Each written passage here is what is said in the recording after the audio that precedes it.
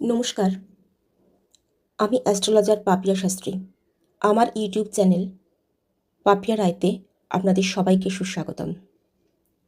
আমি আজকে একটা বিশেষ কারণে আপনাদের সামনে এলাম।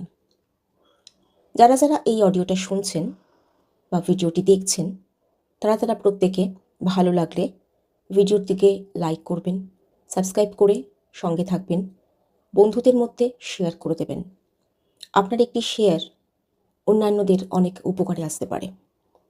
আমরা জানি এই মাস থেকে জীবনের প্রথম বড় পরীক্ষা মাধ্যমিক শুরু হয়েছে। এরপরে আইসিএসসি, সিবিএসসি এন্ট্রান্স পরীক্ষা সব শুরু হবে।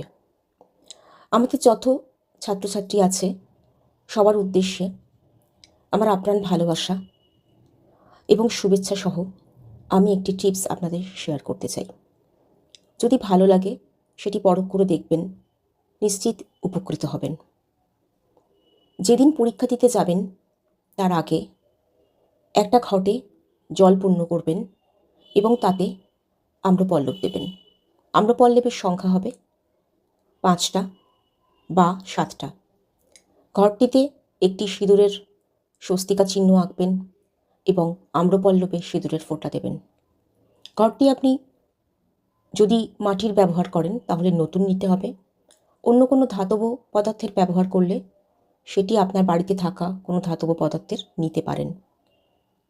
যেদিন আপনি পরীক্ষা দিতে যাচ্ছেন, আপনি যদি পুরুষ পরীক্ষার্থী হন তাহলে সেটা মেন দরজার ঠিক ডান দিকে স্থাপন করবেন এবং বাড়ি থেকে বেরোবার আগে ডান দিকে ঘরটার দিকে একবার ভালো করে পূর্ণ দৃষ্টিতে তাকাবেন এবং ডান পা ফেলে গন্তব্যের দিকে এগিয়ে যাবেন।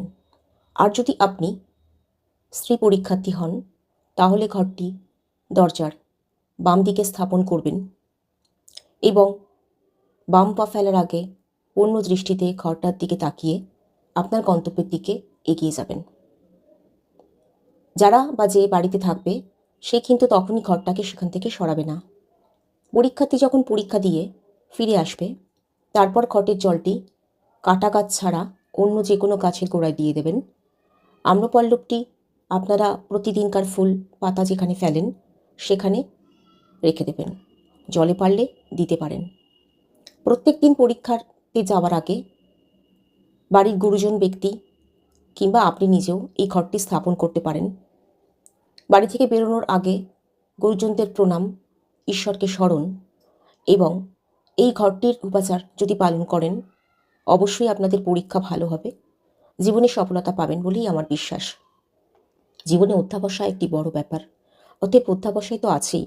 তাছাড়াও জীবনে অনেক কিছু ক্ষেত্র আছে যেগুলো যদি আমরা একটু পালন করতে পারি তাহলে আমাদের লাভ বই ক্ষতি হয় না। আজকে আপনাদের সঙ্গে কথা হলো, আবার আপনাদের সঙ্গে পরের ভিডিওতে কথা হবে এবং ততক্ষণের জন্য আপনাদের কাছ থেকে আজ্ঞা চাইছি। আপনারা যে এতক্ষণ মনোযোগ দিয়ে আমার কথাগুলো শুনলেন তার জন্য আপনাদের অজস্র ধন্যবাদ। নমস্কার।